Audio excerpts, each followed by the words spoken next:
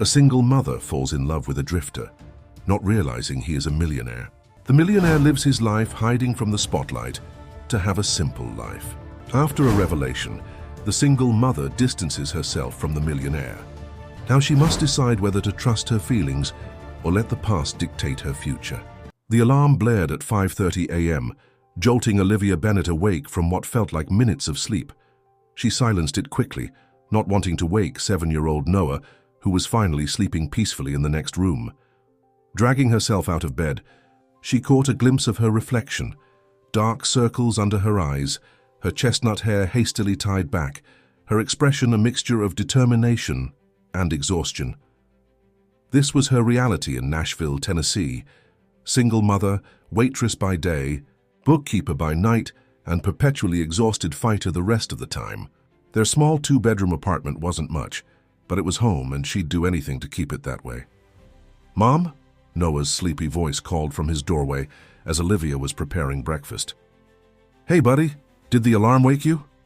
She knelt down, straightening his Superman pajamas. "I'm sorry." "It's okay. Can I have chocolate milk today?" His hazel eyes, so much like his father's, looked up hopefully. Olivia smiled, hiding the familiar ache that came with the resemblance. "Just a little. Remember, we're saving the chocolate syrup for special occasions." The truth was they were saving everything these days. Every dollar counted, especially after their landlord, Mr. Peterson, had hinted at raising the rent again. Between paying for Noah's after-school care, groceries, and the endless pile of bills, Olivia's paychecks disappeared almost as soon as they arrived. After dropping Noah at school, promising to be at his science fair presentation that afternoon, she headed to Rosie's diner. The familiar scent of coffee and pancakes greeted her as she tied her apron around her waist.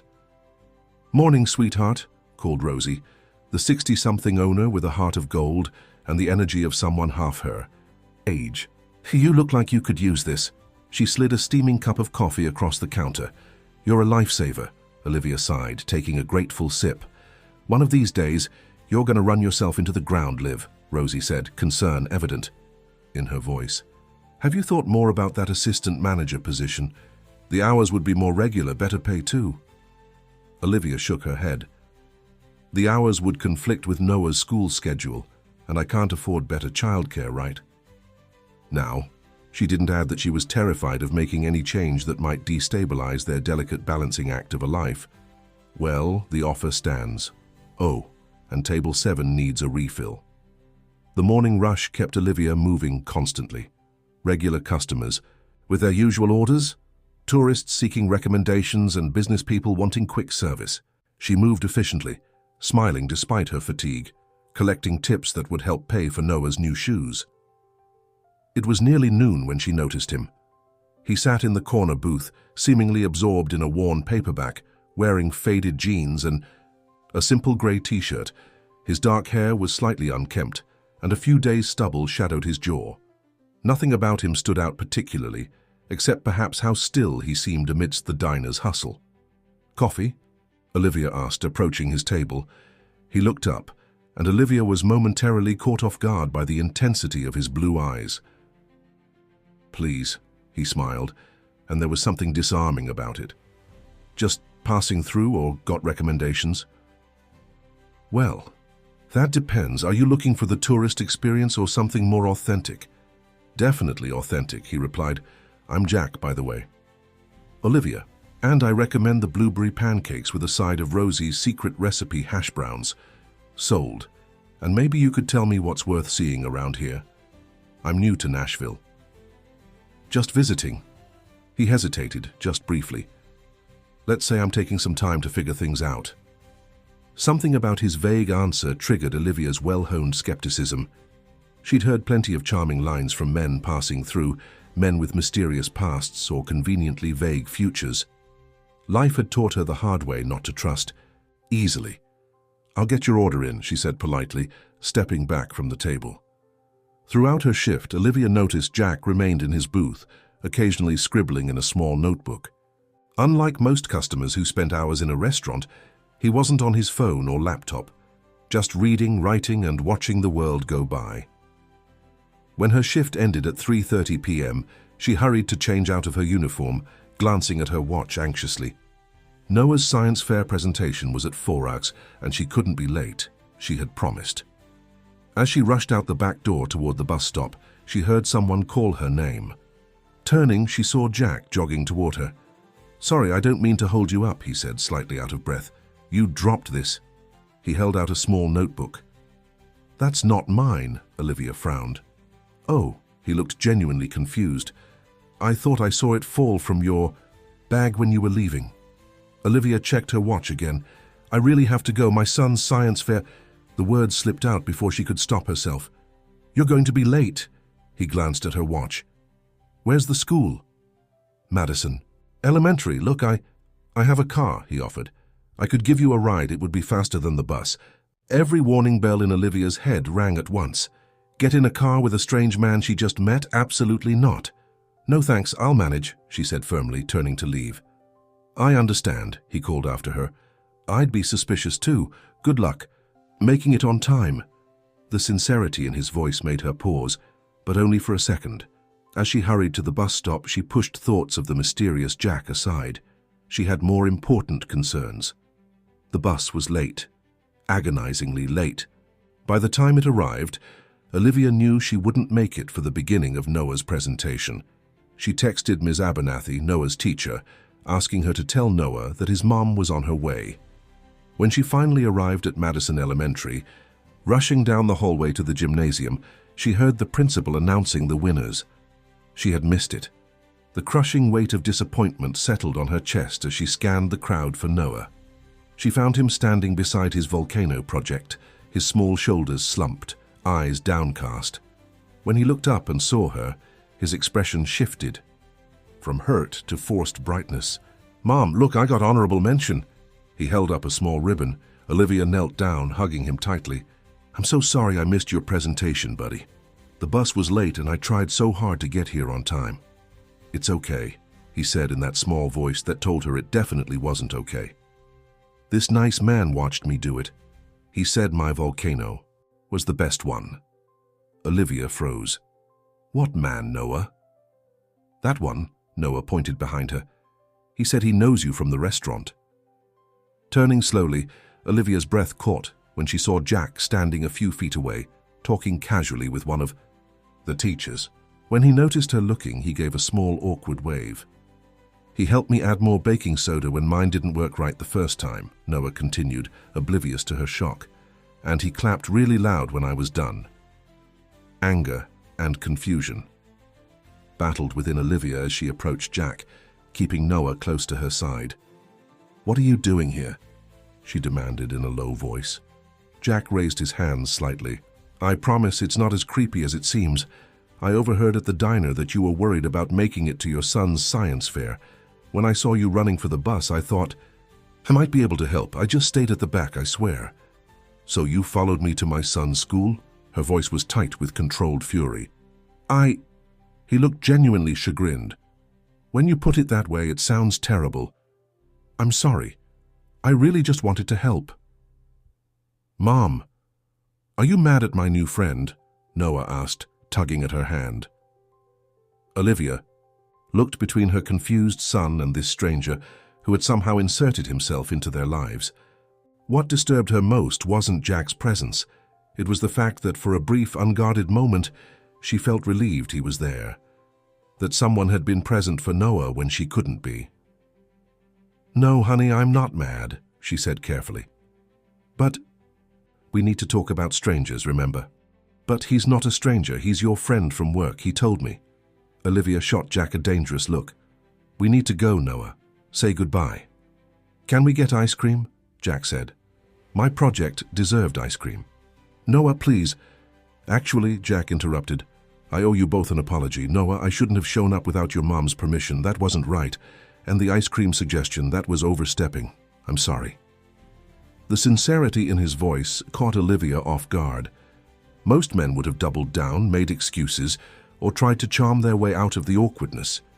"It's okay," Noah said easily. "Mom says everyone makes mistakes sometimes." Jack smiled at that, a genuine smile that reached his eyes. Mom sounds very wise." "She is. She knows everything. even how to fix the sink when it leaks. Despite herself, Olivia felt the tension in her shoulders ease slightly. As she looked at Jack more carefully, she noticed something she hadn't before. Beneath his casual demeanor, there was a cautiousness, almost a vulnerability. "Noah, why don't you pack up your project? We do need to get going." As Noah hurried off, Olivia turned to Jack. "I appreciate that you were here for him, but please understand I don't know you and showing up like this. I get it. It was impulsive and inappropriate. I'm not usually this." He trailed off, searching for the word. "Intrusive," she supplied. He winced. "I was going to say socially awkward one, but yours is more accurate. I really am sorry." There was something disarming about his candor. Against her better judgment, Olivia found her anger dissipating. "Thank you for being honest with Noah about the mistake," she said finally. "It's the least I could do." For what it's worth, his project really was impressive. The way he explained the chemical reaction, he's a smart kid. Before Olivia could respond, Noah returned with his project and backpack. "Ready, Mom. Can Jack come for ice cream too?" Olivia hesitated, years of caution warring with the earnest hope in her son's eyes and the genuine remorse in Jack's. "Not today, buddy," she said gently. "Maybe another time." As they walked away, Noah chattering excitedly about his project, Olivia couldn't help glancing back. Jack stood where they had left him, hands in his pockets, watching them go with an expression she couldn't quite decipher. She told herself it was for the best. She had no room in her life for complications, especially in the form of a mysterious man with no apparent job and too much free time. Her priority was Noah and their stability. Nothing and no one would jeopardize that. But as they boarded the bus home, Olivia couldn't shake the feeling that something had shifted in her carefully constructed world, and she wasn't sure if that terrified or intrigued her. 3 weeks passed before Olivia saw Jack again. She had almost convinced herself that their strange encounter at Noah's science fair had been a one-time anomaly, just another odd story to file away and eventually forget. The relentless rhythm of her life continued: morning shifts at Rosie's, afternoon hours with Noah, and evening work as a remote bookkeeper for local businesses. It was a Saturday afternoon when Noah's excited voice pulled her attention from the laundry she was folding. "Mom, look who's outside." Olivia peered through their second-floor apartment window to see Jack sitting on a bench in the small park across the street. He wasn't looking their way, seemingly absorbed in a sketch pad balanced on his knees. "It's just a coincidence, Noah," she said firmly, though unease prickled along her spine. Their neighborhood in East Nashville wasn't exactly a tourist destination. "Can we go say hi, please?" Noah's eyes lit up with the innocent excitement only a child could muster for a virtual stranger. "Honey, we don't even know him," Olivia reminded him gently.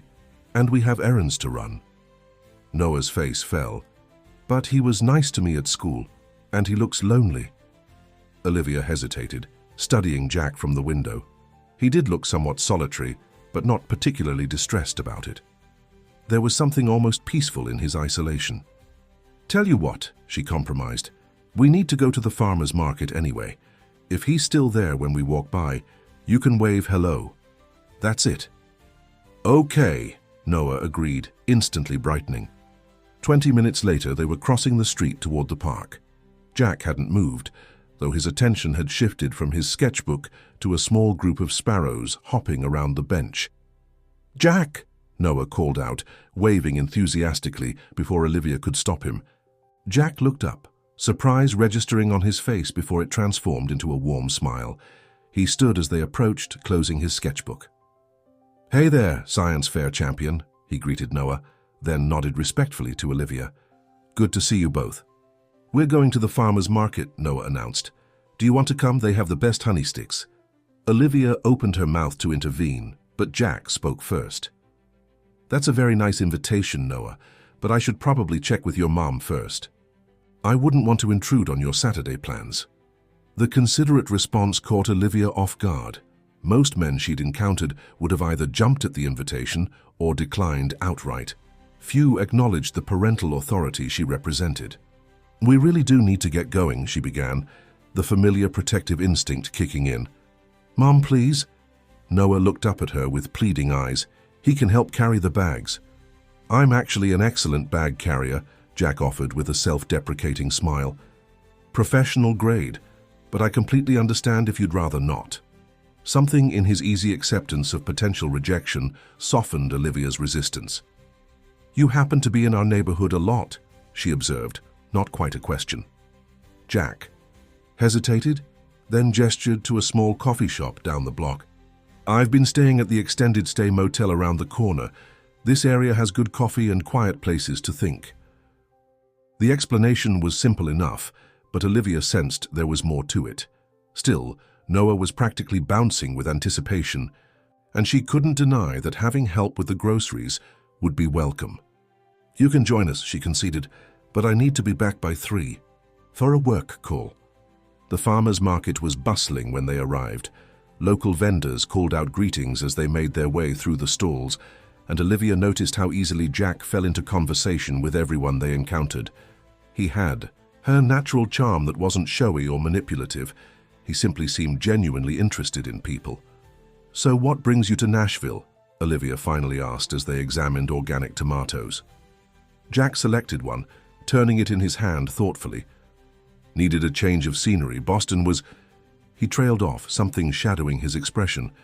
"Let's just say I needed to step away for a while." "From what?" The question slipped out before she could stop herself. "Life expectations," he said. After a moment, "Family business, the whole predetermined path thing." Noah, who had been listening while pretending to inspect strawberries, piped up. "Did you run away? Mom says running away doesn't solve problems." Jack laughed, the sound surprisingly rich. "Your mom is right again. I didn't exactly run away, more like took a time out to figure out what I actually want instead of what everyone else wants for me." Olivia felt an unexpected twinge of recognition. How many times had she dreamed of stepping away from the crushing responsibility of her life just for a moment? Of course, single mothers didn't get time-outs from reality. "And what have you figured out so far?" she asked, moving toward the honey stand where Noah was eagerly eyeing the colorful honey sticks. "That simple things matter more than I realized. Good coffee, interesting conversations, watching a kid get excited about a science project." His eyes met hers briefly. "Things I was too busy to notice before." The sincerity in his voice made her uncomfortable, mainly because it didn't trigger her usual skepticism. Instead, it resonated with something buried deep within her, a longing for someone to see and appreciate the small moments that made her own hectic life worthwhile. "Noah, just 2 honey sticks today," she called out, breaking the moment. "We're on a budget." Jack watched as Noah carefully selected his treats, then asked the vendor about the different varieties. "He's a great kid," Jack commented quietly. "Very curious, very kind." "Thank you," Olivia replied, unable to hide the pride in her voice. "He's everything to me." "I can tell." Jack's gaze was steady. "It can't be easy doing it all on your own." The simple acknowledgement, without pity or judgment, caught her off guard. Most people either romanticized single motherhood or treated it as some kind of tragic circumstance. "We manage," she said, her standard response to any inquiry about her situation. "I don't doubt that for a second." There was genuine admiration in his voice. As they continued through the market, Olivia found herself relaxing slightly. Jack carried their growing collection of bags without complaint, entertained Noah with stories about growing up near the high ocean, and even bargained with a vendor to get them a better price on fresh eggs. "You're good at that," she observed as they walked away with the discounted eggs. "At what?" "Connecting with people, getting them to like you." Jack considered. "This. I think people just respond when you're genuinely interested in them. Everyone has a story they want to share."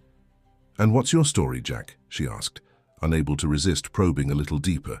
"No job, staying in a motel, wandering around Nashville. It's a bit mysterious." He shifted the grocery bags to his other hand. "It's not very exciting. I worked in finance for years, burning myself out for people who didn't really care. One day I just stopped. Decided to take some time to reconnect with myself. Most people can't afford to just stop working, Olivia pointed out, the practical realities of her life never far from her thoughts. I saved up, he said simply. Lived below my means for a long time. It sounded plausible enough, yet Olivia sensed there was more he wasn't saying. But before she could probe further, Noah spotted an ice cream vendor and the conversation shifted. Later, as they walked back to the apartment, Noah skipping ahead with his precious honey sticks, Jack cleared his throat. I hope I haven't overstepped. Again today, he said. I've enjoyed spending time with you both. Olivia studied him, trying to decipher his intentions. Why us, Jack? Nashville is full of interesting people. He seemed to genuinely consider the question. Honestly, you don't want anything from me. Most people, when they find out. He stopped abruptly. Find out what? Nothing important. He recovered quickly. I just meant that you're real. Not trying to impress anyone, not putting on an act. It's refreshing. Olivia wasn't satisfied with the deflection, but they had reached their apartment building. She hesitated, then took some of the grocery bags from him. Thanks for your help today. Noah had a good time. Mom, Noah called from the building entrance. Can Jack come up and see my rock collection, please? Jack shifted uncomfortably. Another time maybe, buddy. I should get going. Olivia felt a surprising pang of disappointment, followed immediately by relief. Inviting him into their home would cross a boundary she wasn't ready to breach. You sure? Noah persisted. I found a really cool geode yesterday. Noah, Jack probably has other plans, Olivia intervened. Actually, Jack looked uncertain. I was going to grab some lunch if you both haven't eaten yet. Maybe we could get something together. My treat, as thanks for letting me crash your farmer's market trip. Olivia opened her mouth to decline, but Noah was faster. Can we, Mom, please? I'm starving. The pleading look on her son's face was hard to resist. And if she was honest with herself, the prospect of a meal she didn't have to cook or pay for was tempting. There's a decent sandwich place around the corner, she found herself saying, but we'll need to put these groceries away first. Jack's face lit up with genuine pleasure. I'll wait down here. Upstairs, as they quickly stored the perishables, Olivia questioned her own judgment. Was she really going to lunch with a man she barely knew, a man who had already demonstrated boundary issues? Noah, remember what we've talked about regarding strangers, she said, kneeling to his level. Jack seems nice, but we don't know him well yet. He's not a stranger anymore, Noah insisted, with the simple logic of childhood. He carried our bags and he knows about volcanoes. Olivia couldn't help but smile at his reasoning. Still, we need to be careful, okay? Promise you'll stay right with me. I promise. Can I show him my new dinosaur book if he asks? 15 minutes later, they were settled in a cozy booth at Sammy's Sandwiches.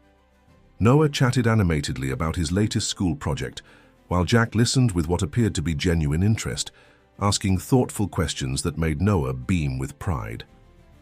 Watching them, Olivia felt a complicated mix of emotions. It had been so long since Noah had a male figure pay this kind of attention to him. His father had disappeared before he was even born, leaving Olivia with nothing but broken promises and a determination never to be so naive again. So, Jack, she said, during a lull in Noah's dinosaur monologue, if you're taking time off from finance, what do you actually do all day? He smiled, seeming unperturbed by her directness. I read a lot, walk around the city. Sometimes I volunteer at the community garden near my motel, and I've been teaching myself to draw. He nodded toward the sketchbook peeking out of his bag.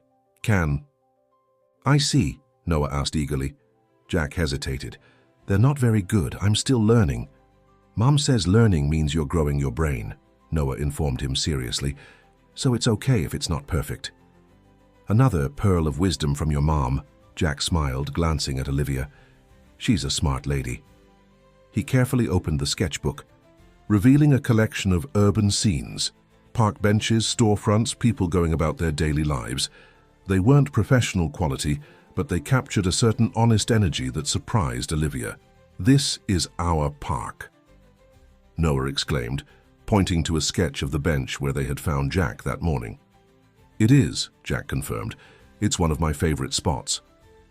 As Noah continued flipping pages with Jack's permission, Olivia noticed sketches of Rosie's diner, including one of her serving coffee. Head turned slightly, expression thoughtful. The intimacy of it, the fact that he had observed her so carefully, sent a shiver of something unidentifiable through her. "You drew my mom," Noah observed, looking between the sketch and Olivia with interest. "I hope that's okay," Jack said, meeting her gaze directly. The light was interesting that morning. Olivia wasn't sure how to respond. The drawing wasn't invasive or inappropriate, just a moment captured with surprising sensitivity. "It's fine," she said finally. "You're quite good, actually." "Thank you," he replied, seeming genuinely pleased by the compliment. "It helps me. Slow down. Notice details I might otherwise miss." Their sandwiches arrived, temporarily shifting the conversation to safer topics. As they ate, Olivia found herself watching Jack, the way he cut Noah's sandwich into manageable quarters without being asked, how he listened attentively when either of them spoke, his habit of rubbing his thumb against his index finger when he was thinking. For someone allegedly taking a break from life, he seemed remarkably engaged with the world around him. When the check came, Jack reached for it immediately. "Please, let me. It's been the highlight of my week, having lunch with you both." The simple sincerity of his statement disarmed her practiced defenses. "Thank you," she said, surprising herself. It was nice not to cook for once. Outside the restaurant, an awkward moment hung between them. Noah solved it by asking, "Will we see you at the park again tomorrow?" Jack glanced at Olivia, clearly waiting for her cue. "We have church in the morning," she said, "but we sometimes go to the park in the afternoon." It wasn't quite an invitation, but it wasn't a dismissal either. Jack seemed to understand the delicate balance. "I may be around," he said casually. "No pressure either way." As they parted ways, Noah waving enthusiastically, Olivia found herself conflicted. Everything about Jack contradicted what experience had taught her to avoid. His vague employment status, his mysterious past, his apparent lack of roots or responsibilities. He represented exactly the kind of complication she had sworn to keep out of their lives. Yet something about him felt different from the other men who had briefly passed through her life since Noah was born. There was no aggressive pursuit, no obvious agenda, just a genuine interest in both her and Noah that felt refreshingly uncomplicated. Back in their apartment, as Noah settled down with his dinosaur book, Olivia allowed herself a rare moment of reflection. The practical voice in her head, the one that had kept them afloat through years of struggle, warned her to keep her distance. Men like Jack, with their freedom and charm, were luxuries she couldn't afford. But another voice, one she had almost forgotten existed, whispered that perhaps connections didn't always have to come with strings attached. Perhaps, just perhaps, it was possible to let someone new into their carefully guarded world without risking everything they had built. The thought was as terrifying as it was exhilarating. Over the next 2 months, Jack became an unexpected fixture in their lives. What began as occasional park encounters evolved into regular Saturday outings, trips to the Children's Museum, picnics by the Cumberland River, an afternoon at the Nashville Zoo. Never pushing for more, always respectful. Of the boundaries Olivia established, he eased into their world with a patience that gradually disarmed her wariness. Noah adored him. Jack helped with science homework, taught him to skip stones across the river, and listened to his endless questions with genuine interest. For a boy who had never known a father figure, Jack's steady presence filled a void Olivia hadn't fully acknowledged. Despite her initial reservations, Olivia found herself looking forward to their time together. Jack was unlike anyone she'd known, thoughtful without being pretentious, funny without being crude, attentive without being overbearing. He never complained about her hectic schedule or made her feel guilty for putting Noah first. "You're different," she told him one evening, as they sat on a park bench watching Noah climb on the playground. The setting sun cast a golden glow over the scene, creating an almost dreamlike atmosphere. "Different from what?" Jack asked, his attention shifting from Noah to her. "From most men I've known. You don't seem to want anything from me." Jack considered this, his expression thoughtful. Maybe I just enjoy being around you both. Is that so hard to believe? Sometimes, she admitted. My experience hasn't exactly inspired trust. Noah's father, he asked gently. Olivia tensed slightly. She rarely discussed her past, especially not the painful chapter that had led to single motherhood. But something about the quiet evening and Jack's undemanding presence made her walls lower slightly. Classic story. He was charming, ambitious, full of big promises. I was young and naive enough to believe them. She kept her eyes on Noah, finding it easier to speak without meeting Jack's gaze. When I told him I was pregnant, he was gone within a week, said he wasn't ready for that life. I'm sorry, Jack said, his voice soft. Noah deserved better. You both did. We've done fine without him, Olivia replied, the familiar defensive edge returning to her voice. More than fine, Jack agreed. Noah's an incredible kid. That's all you. The simple validation, acknowledging her struggle without pity, touched something deep within her. In Jack's eyes, she wasn't a charity case or a cautionary tale. She was simply a woman who had built something valuable against the odds. Your turn, she said, changing the subject. You've heard my sad story. What are you running from, Jack? He smiled, but it didn't reach his eyes. Who says I'm running from anything? People don't just take a break from their entire lives without reason. Jack was quiet for so long that Olivia thought he might not answer. When he finally spoke, his voice was contemplative. Have you ever felt like you're living someone else's life? Like you're playing a part in a play you never auditioned for? Olivia nodded, understanding the feeling all too well. That was me, he continued. Every day, putting on a suit, saying the right things, making the right moves. The family business, the expectations, the endless meetings and deals that never seemed to actually matter. What business? She asked, noting how he always skirted specific details. Finance, he said, his standard answer. Very boring, trust me. Before she could press further, Noah called out for Jack to watch his super awesome trick on the monkey bars, effectively ending the conversation. It was a pattern Olivia had noticed. Whenever the discussion turned to specifics about his past, something would interrupt or Jack would subtly redirect. Later that week, everything changed. Olivia was on her lunch break at Rosie's, scrolling through her phone in the back room when a headline caught her eye. Alexander Industries heir goes off-grid. Family concerned as Jack Alexander III abandons corporate duties. The accompanying photo made her heart stop. Jack, in an expensive suit, hair perfectly styled, standing beside an older man at what appeared to be a formal event. The caption read, Jack Alexander III, right, with Father John Alexander II, at last year's Boston Business Leaders Gala. With trembling fingers, she tapped the article. Boston business circles are buzzing with speculation after the apparent disappearance of Jack Alexander III, heir to the Alexander Industries empire. Sources close to the family report that the 34-year-old executive abruptly stepped away from his position as CFO 3 months ago, allegedly stating he needed a break from corporate life. The Alexander family has remained tight-lipped about the situation, releasing only a brief statement that Jack is taking personal time and will return to his responsibilities when ready. However, insiders suggest there may be concern about the future leadership of the $2.8 billion company, as Jack was widely expected to take over from his father within the next 5 years.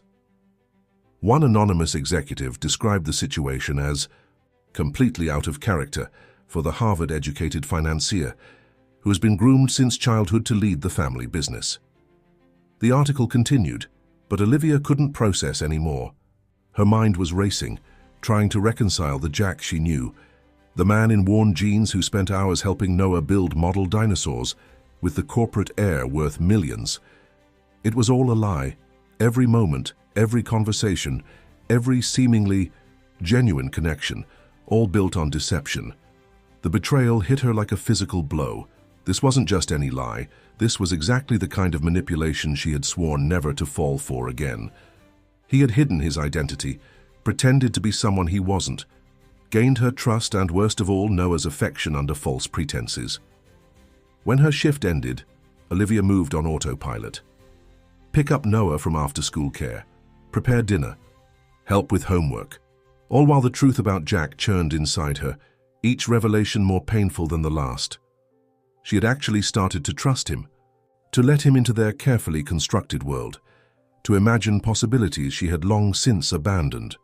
That night, after Noah was asleep, she sat at her small kitchen table with a cup of tea gone cold, reading everything she could find about Jack Alexander III, Harvard Business School graduate, financial prodigy, heir to a fortune built on real estate development and technology investments, board member of multiple charities, eligible bachelor frequently featured in Boston society.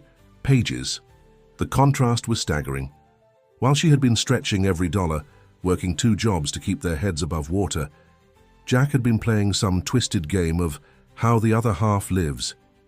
Her phone buzzed with a text from Jack. Had a great time today. Noah's getting really good at skipping stones. See you Saturday. Olivia stared at the message, anger rising in her throat. How dare he continue this charade? Did he think it was amusing to slum with the working class? Was their life some kind of anthropological experiment for a bored rich boy? She didn't respond. The next day, another text. Everything okay? Haven't heard back from you. And the day after, Olivia, is Noah all right? Just checking in. By Saturday morning, her anger had crystallized into cold determination. When Jack texted again, still planning to meet at the park at 2, she finally replied, "No, don't contact us again." Seconds later, her phone rang with his name on the screen. She let it go to voicemail, then a second call, then a third. Finally, she answered. What part of "don't contact us" was unclear, Mr. Alexander? Her voice was steel. There was a long pause. "You know," he said finally, his voice hollow. "Did you think I wouldn't find out? That I'm too beneath your social circle to read the news? Olivia, please." "No," she cut him off. "You don't get to explain. You lied to us. To my son. Was it fun for you, Jack? Slumming with the single mom and her fatherless kid? A nice little vacation from your billions?" "It wasn't like that," he protested, desperation edging into his voice. "I never lied about who I am. Just what I do. You let us believe you were some struggling artist type taking a break from an ordinary job. You let Noah get attached to you, knowing it wasn't real, knowing you'd eventually go back to your real life. This is my real life," he insisted. "The money, the company, that's just circumstance. What we've shared these past months, that's real." Noah appeared in the doorway, rubbing his eyes sleepily. "Mom, is that Jack? Can I talk to him?" Olivia's heart clenched. "Go back to your room, honey. I'll be there in a minute. Tell him I found a cool rock shaped like a heart. I was saving it to show him today." The innocent hope in her son's voice nearly broke her. "Noah, please. Just go to your room." When he reluctantly left, she returned to the call, her voice low and fierce. "This is exactly why I didn't want you in our lives. Your chaos, your instability. You're a man who can walk away whenever you want, back to your privileged bubble while my son asks why his friend disappeared." "I'm not walking away," Jack said quietly. "I would never just disappear on Noah, or you. You already did. The Jack we knew doesn't exist. He was a fiction." "Let me explain, please, just meet me." "We're done," Olivia said firmly. "Don't call again, don't come to the diner, don't try to see Noah. Go back to Boston and your real life and leave us alone." She hung up before he could respond, before her resolve could weaken. Then she blocked his number. When she went to Noah's room, he was sitting on his bed, the heart-shaped rock in his small palm. "Is Jack sick?" he asked, concern etched on his face. Olivia sat beside him, choosing her words carefully. "No, honey, but Jack, he hasn't been honest with us. He isn't who we thought he was." "What do you mean?" How could she explain that the man who taught him to skip stones was actually a multi-millionaire playing pretend? That the comfortable friendship they'd built was founded on lies? "Sometimes people aren't truthful about who they are," she said finally. "And when that happens, we need to be careful about letting them into our lives." Noah's lower lip trembled. "But he's my friend." The simple declaration twisted the knife deeper. "I know, buddy. I thought he was our friend too, but we need to take a break from seeing him for a while. Forever, Noah's voice cracked. I don't know, she admitted. But right now, yes. That night, as Noah slept fitfully, still clutching the heart-shaped rock, Olivia allowed herself to cry for her son's disappointment, for her own foolishness, and for the genuine connection that, despite everything, she couldn't deny had been forming. Days passed in a fog of determined normalcy.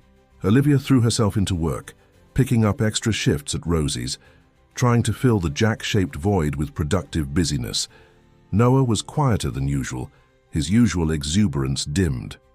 A week after the revelation, Olivia was serving the morning. Rush when the door chimed. She looked up to see a man in a crisp suit enter. Not Jack, but someone with the same confident bearing of wealth and privilege. He sat at the counter, ordered coffee, and introduced himself simply as Michael Davis, attorney. I'm representing Jack Alexander, he said, sliding a business card across the counter. He asked me to deliver this. He placed a sealed envelope beside his coffee cup. I'm not interested, Olivia said, pushing it back toward him. Ms. Bennett, I understand your reluctance, but I'd encourage you to at least read what he has to say. The lawyer's tone was professional but gentle. Jack is not what you think. I know exactly what he is. Michael Davis tilted his head slightly. Do you? Did you know he's been living in that rundown motel for 3 months? That he's been volunteering at the community garden and the homeless shelter? That he refused his family's demands to return to Boston even when they threatened to cut him off financially? Olivia tried to maintain her composure, but the information knocked her off balance. That doesn't change the fact that he lied. He withheld information, the lawyer corrected. There's a difference, and he had his reasons. Which were? Michael sighed. That's his story to tell, but I've known Jack since we were children, and I've never seen him as genuine as he is here in Nashville. Whatever you think his game is, there is no game. He slid the envelope toward her again. Just read it. That's all he's asking. Later that night, after Noah was asleep, Olivia finally opened the envelope. Inside was a handwritten letter on plain notebook paper, not the expensive stationery she might have expected from someone of Jack's background. Olivia, I understand your anger. You have every right to feel betrayed. If I were in your position, I might react the same way. But I need you to know that nothing about our friendship has been a lie. The Jack you've known these past months is the most authentic version of myself I've ever been allowed to be. Yes, I was born into wealth. Yes, I was groomed to take over a company I never wanted. And yes, I should have told you sooner. I wanted to, many times. But I was afraid that once you knew, you would see me differently. That the money would become a wall between us, just as it has with so many others in my life. For the first time, someone was seeing me. Not my family name, not my bank account, not my potential as defined by others. Just me. Flawed, searching, trying to figure out what actually matters. The way you looked at me, was the most valuable thing I've ever experienced. I didn't come to Nashville on a whim. I came because I reached a breaking point. My entire life has been mapped out by others. The right schools, the right position, the right social circles. I've spent 34 years suffocating under expectations I never chose. 3 months ago, my father announced that I would be taking over as CEO next year. There was no discussion, no asking if this was what I wanted. Just another decision made for me.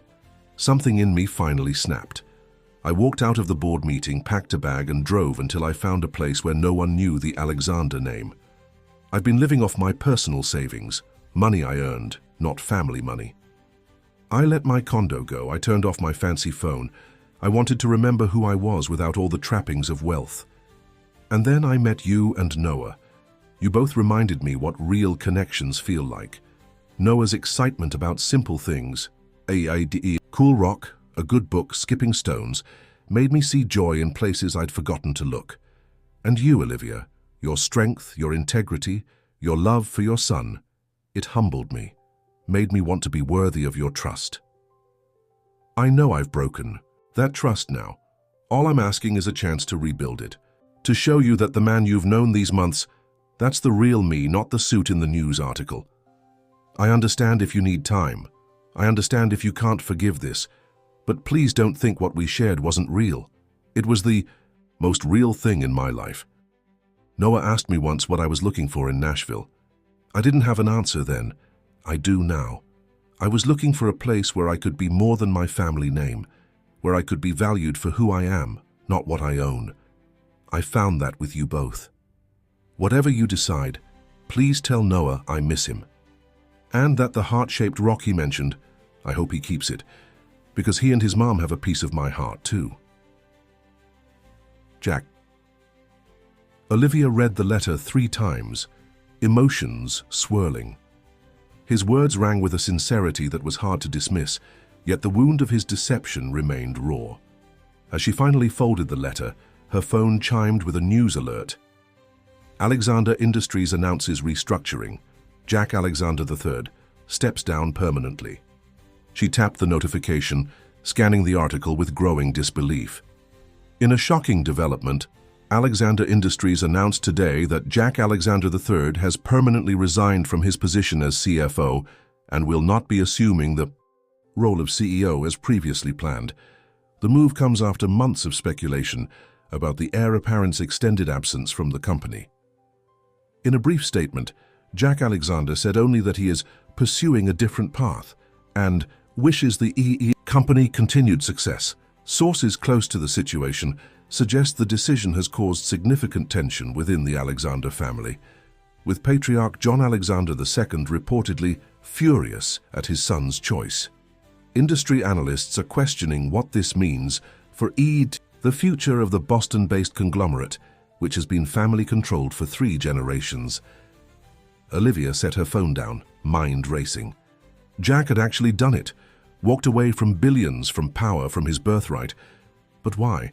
Was it possible his letter was truthful, that their connection had meant that much to him? Or was this just another rich man's midlife crisis, a temporary rebellion before he inevitably returned to privilege? As questions swirled, her doorbell rang, startling her from her thoughts. It was nearly 10 p.m., far too late for any expected visitor.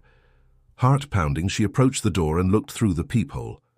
Standing in the hallway, looking exhausted and unkempt, was Jack. "Olivia?" he called softly, as if sensing her presence on the other side.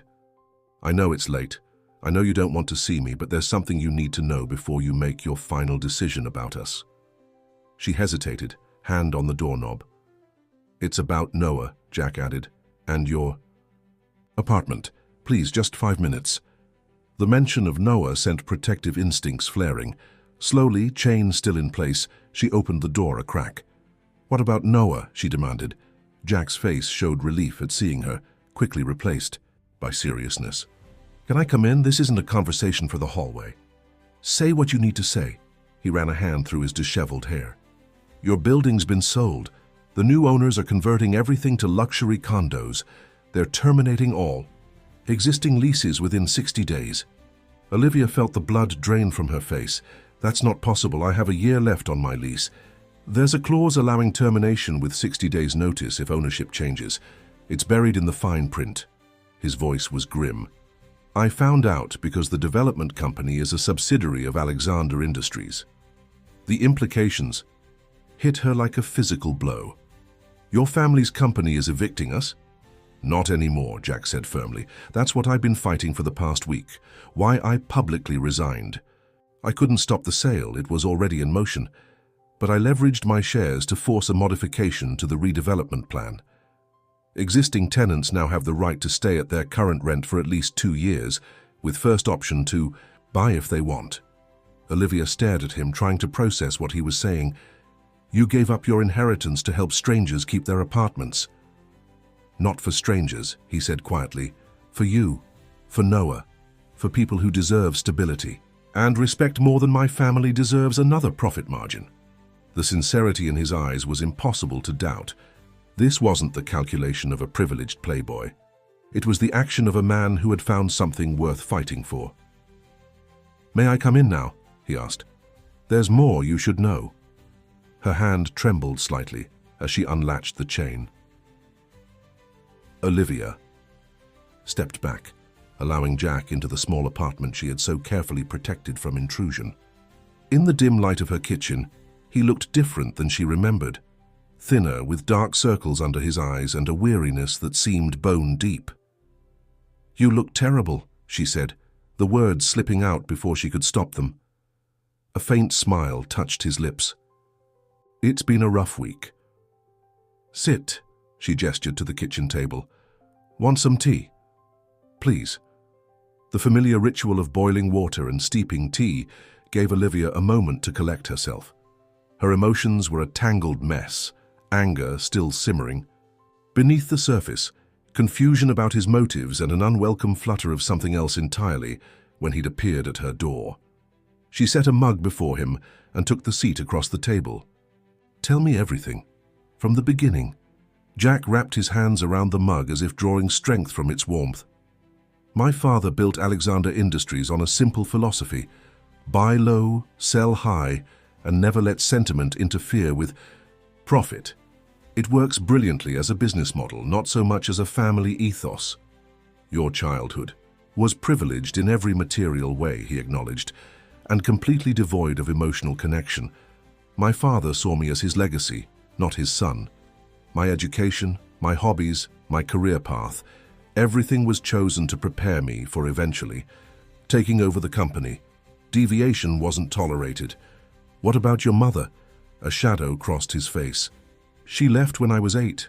Couldn't handle the pressure of being an Alexander. My father made sure I understood it was a failure of character on her part." Olivia tried to imagine the lonely child behind the polished exterior he'd been forced to develop.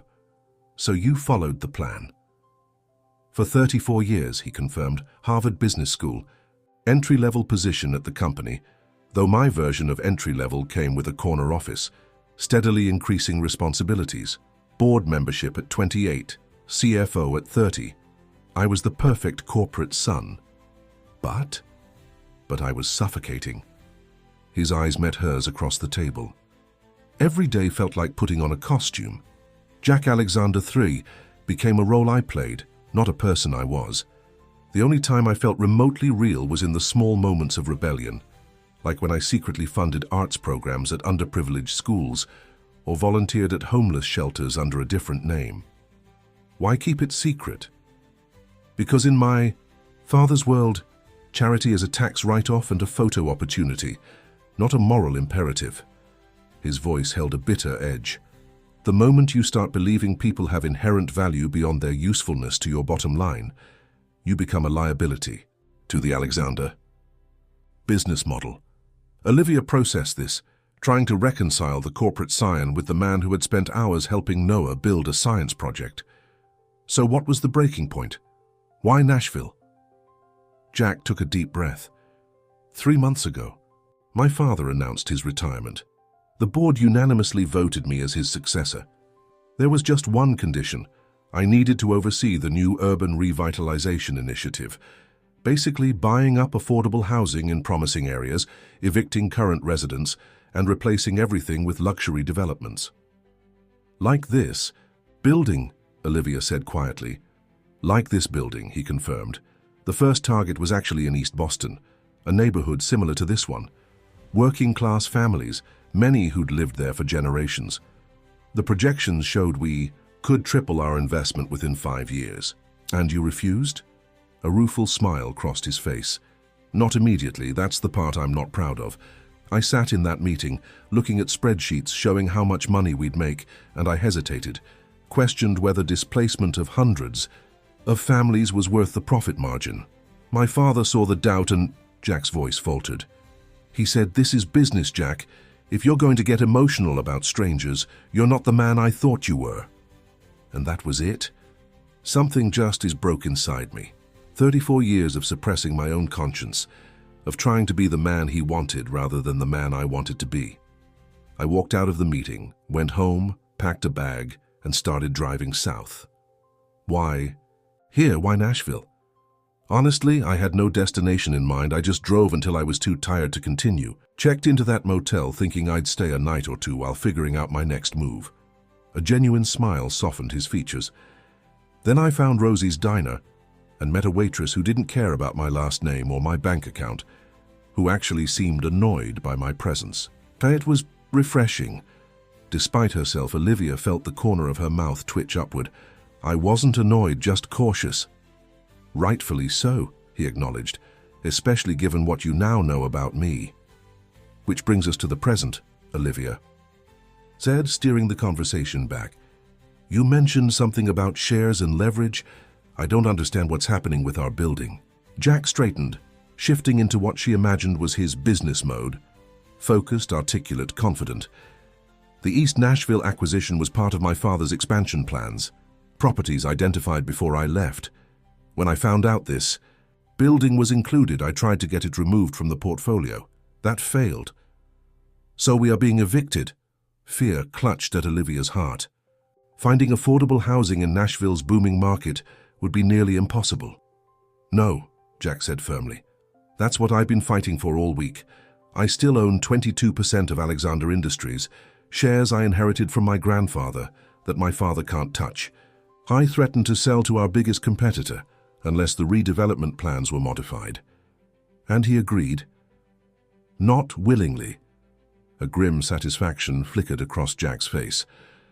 But the board recognized the PR disaster looming if I went public with my objections.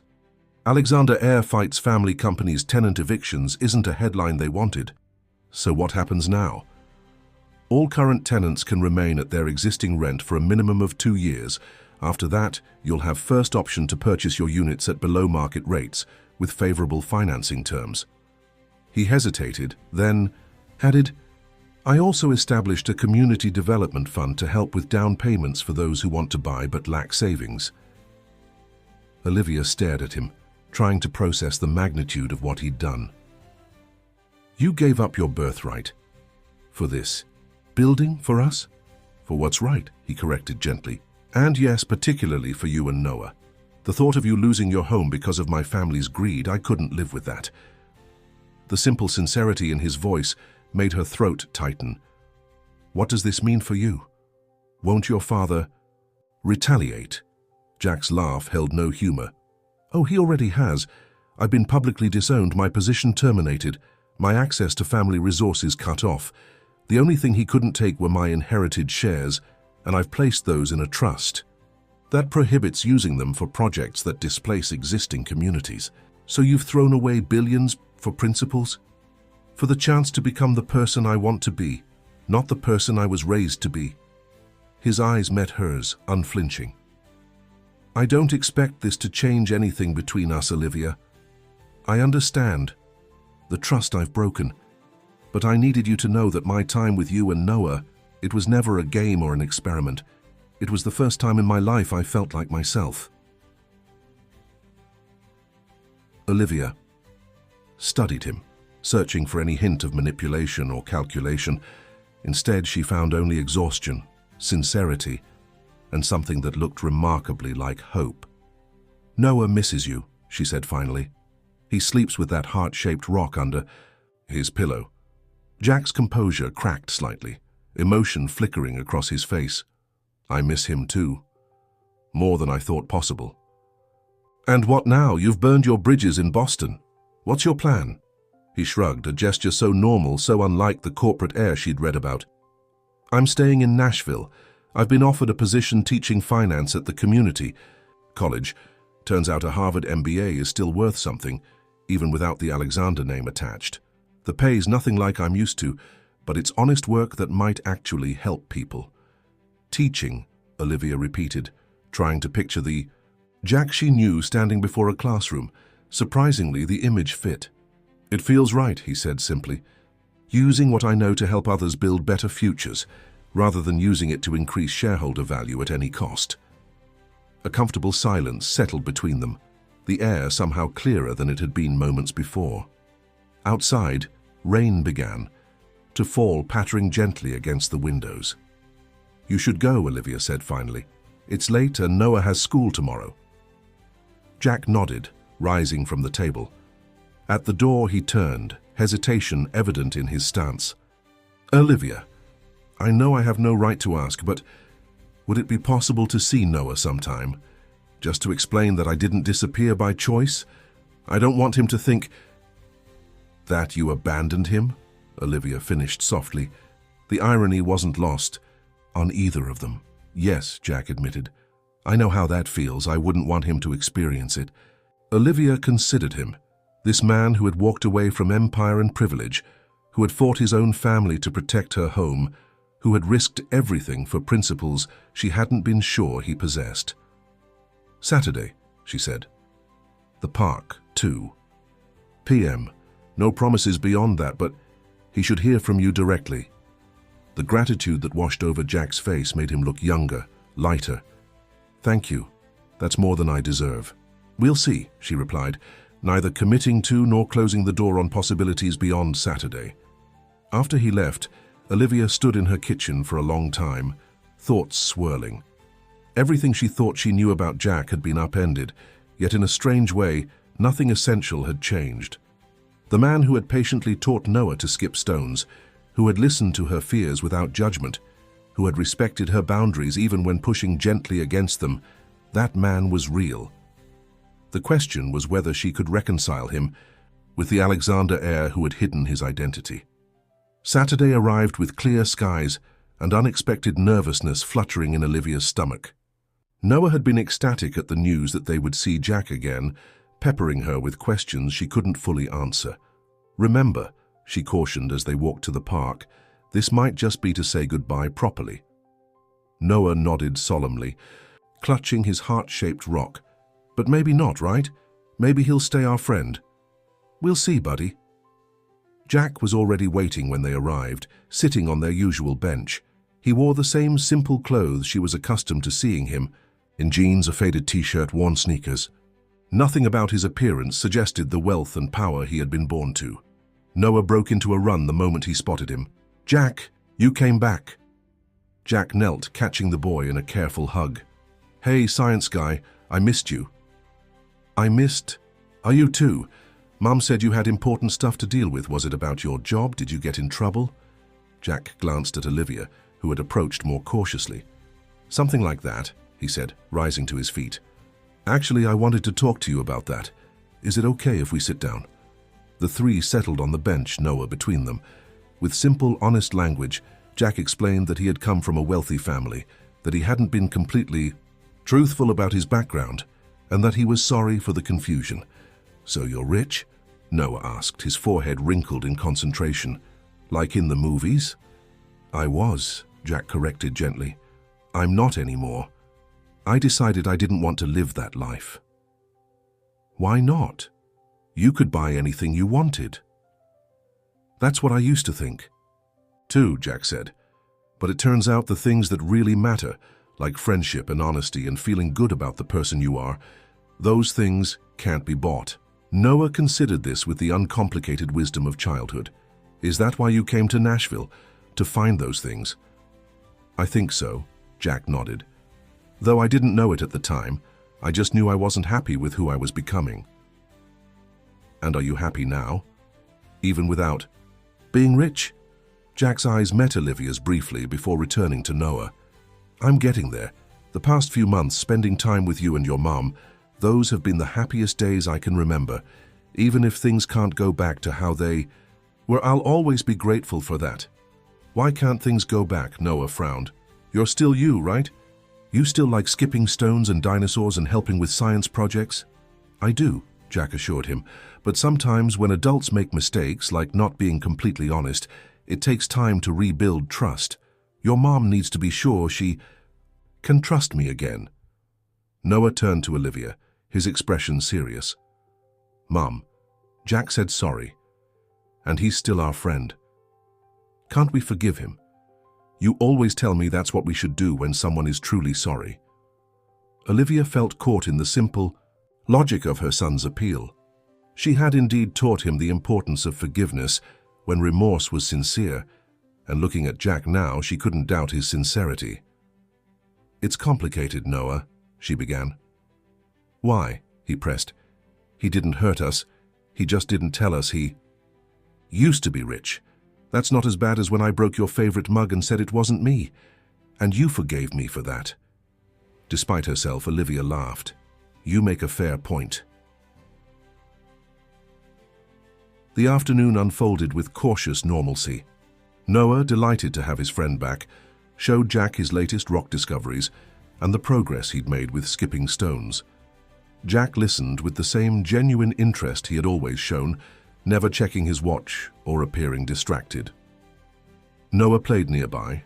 Jack and Olivia sat in companionable silence until she finally asked the question that had been hovering between them. "Are you really okay with it? Giving up everything you were raised for?" Jack watched Noah attempting to climb a tree, his expression thoughtful. "I didn't give up everything, just the parts that were suffocating me, and I gained something more valuable, the freedom to become the person I actually want to be." "And who is that?" He turned to her, his gaze steady. "Someone worthy of trust. Someone who contributes more to the world than he takes from it. Someone who might someday deserve a second chance with the people who matter most to him." The naked honesty in his voice resonated with something deep within Olivia. Despite her resolve to remain cautious, she found herself believing him, not just his words, but the fundamental decency she had sensed in him from the beginning. "Second chances are earned, not given," she said finally. "But I think you've made a good start." The hope that flared in his eyes was almost painful to witness. "That's more than I expected, more than I deserve. Let me be the judge of that," Olivia replied, surprising herself with the warmth in her voice. The weeks that followed brought a gradual rebuilding of trust. Jack began his teaching position at the community college, throwing himself into the work with unexpected passion. He maintained a respectful distance, never pushing for more than Olivia was ready to give, yet remaining steadfastly present in their lives. Saturday outings resumed, expanded now to include occasional dinners at Olivia's apartment. She watched carefully as Jack navigated his new reality, living in a modest apartment, budgeting his teaching salary, adjusting to a life without the privileges he had known since birth. What impressed her most wasn't that he managed these changes, but how he embraced them, finding joy in simple pleasures, approaching challenges with humor rather than resentment, never once acting as though he had made a sacrifice. His family made several attempts to bring him back into the fold. His father sent representatives with increasingly generous offers, all of which Jack declined politely but firmly. When Alexander Industries announced a hostile takeover of a competitor, Jack used his remaining influence to ensure the deal included worker protections that his father had intended to eliminate. "You're really never going back, are you?" Olivia asked one evening as they washed dishes side by side, Noah having already gone to bed. Jack passed her a plate to dry. "To Boston? Probably, someday. To Alexander Industries? Never." "You could have had everything," she observed, "not for the first time." "I was miserable with everything," he reminded her. "Besides, I'm beginning to think I might have found something better."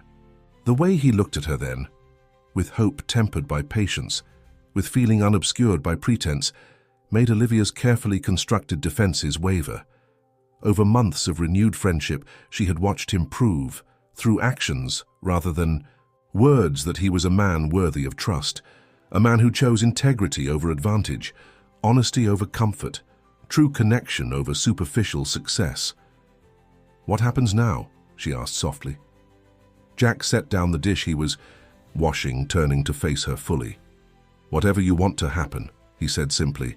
"I'm not going anywhere, Olivia, not unless you ask me to. And if I asked you to stay, not just as Noah's friend, but as yours?" he finished when she hesitated. "As someone who might eventually be more than a friend?" She nodded, uncharacteristically uncertain. "Then I would consider myself the luckiest man alive," Jack said, his voice steady despite the emotion evident in his eyes. "Because I've spent my whole life surrounded by wealth and privilege, and none of it, not one single moment, has meant as much to me as the afternoons I've spent with you and Noah in that park. Even though I'm just a waitress with too many bills and not enough time?" "You've never been just anything," he countered. "You're the strongest, most principled person I've ever known. You've built a beautiful life for Noah through sheer determination and love. You've taught me more about integrity in a few months than my father managed in a lifetime." The simple conviction in his voice broke through the last of Olivia's reservations. This man, who had walked away from empire for principle, who had rebuilt himself from the ground up, who had patiently earned back her trust, deserved the truth of her feelings. "I'm still scared," she admitted, "not of who you were, but of what this could become. Noah adores you if this doesn't work." "It will," Jack said with quiet certainty. "Not because it's easy or perfect, but because we'll both choose it, every day. The way you choose Noah. The way I chose to walk away from a life that was killing my soul. Some choices remake us, Olivia. I think this could be one of them." As he spoke, Olivia realized that the wall she had built around her heart, brick by brick, disappointment by disappointment, had been quietly dismantled, not by grand gestures or pretty words, but by the consistent evidence of a genuine heart. "Okay," she said simply. "Okay, let's find out what happens next together." The smile that broke across Jack's face held such joy that Olivia couldn't help but mirror it. As he leaned forward, hesitantly, she met him halfway. Their first kiss wasn't earth-shattering or dramatic. It was something better, a promise, a beginning, a foundation laid on truth rather than illusion. When they finally pulled apart, Jack rested his forehead against hers. "I've wanted to do that since you yelled at me for showing up at Noah's science fair." Olivia laughed. "That's a strange moment to develop feelings." "Not really. It was the first time I saw someone value integrity over politeness. You weren't impressed by me or intimidated. You were just protecting what mattered to you." His voice softened. "It made me want to be someone worthy of that same fierce loyalty. And now?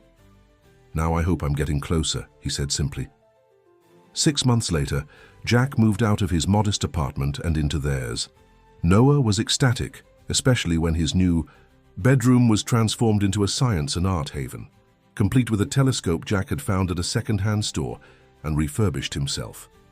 The transition wasn't without challenges. Olivia sometimes still struggled to reconcile the Jack she loved with the wealth and privilege of his past. Jack occasionally found himself frustrated by financial limitations he'd never before experienced. They argued, compromised, learned each other's patterns and triggers.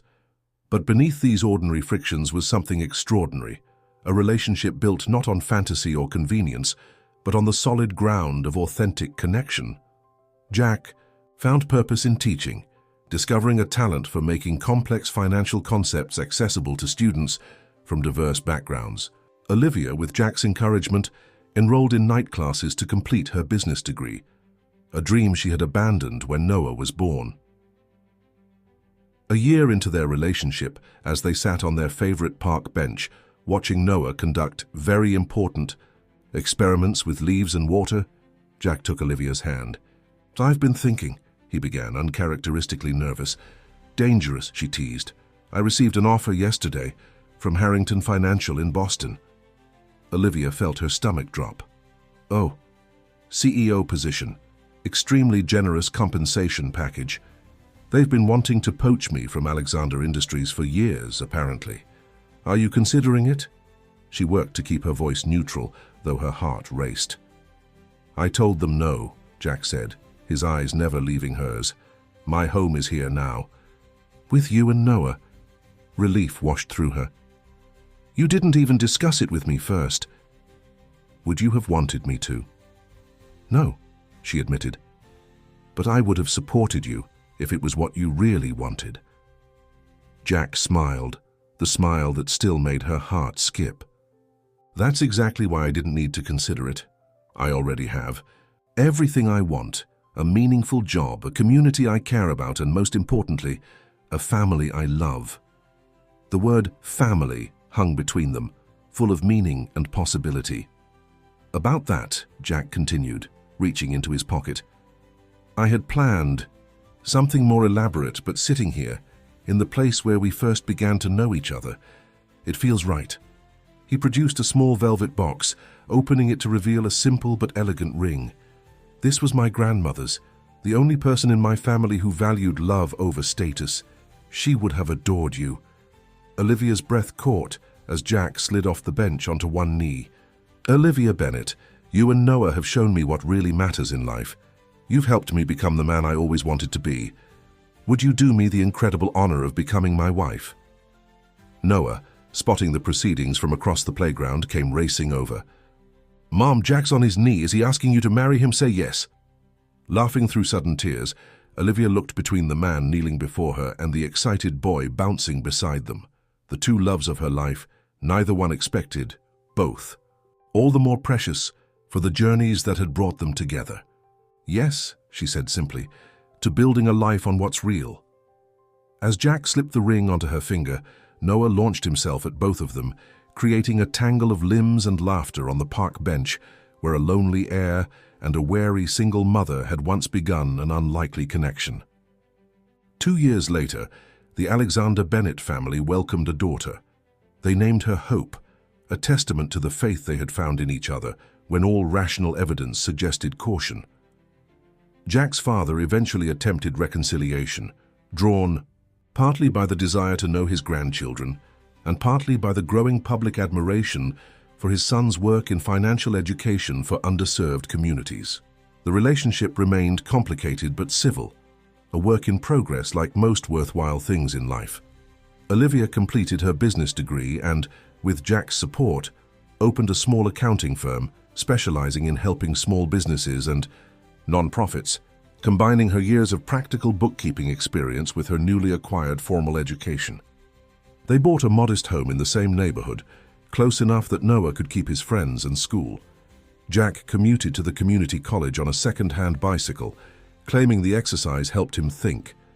On weekends, they still visited their special bench in the park, watching their children play where their own story had begun. Life wasn't perfect. They faced challenges, disagreements, moments of doubt, but beneath it all ran the steady current of a love founded not on fantasy or convenience, but on the solid ground of who they truly were, both flawed, both striving, both committed to the family they had created together. And in the quiet moments when the children were asleep and the house was still, Olivia would sometimes look at Jack and marvel at the journey that had brought them together. A journey of disguises removed and truths revealed, of walls carefully dismantled brick by brick, of trust rebuilt stronger than before. "Penny for your thoughts," Jack would say, catching her contemplative gaze. And Olivia would smile, remembering the wary waitress and the mysterious customer, the single mother and the disguised heir, the two people who had found their way to each other despite every obstacle. "Just thinking about foundations," she would reply, "and how the strongest ones are built on truth."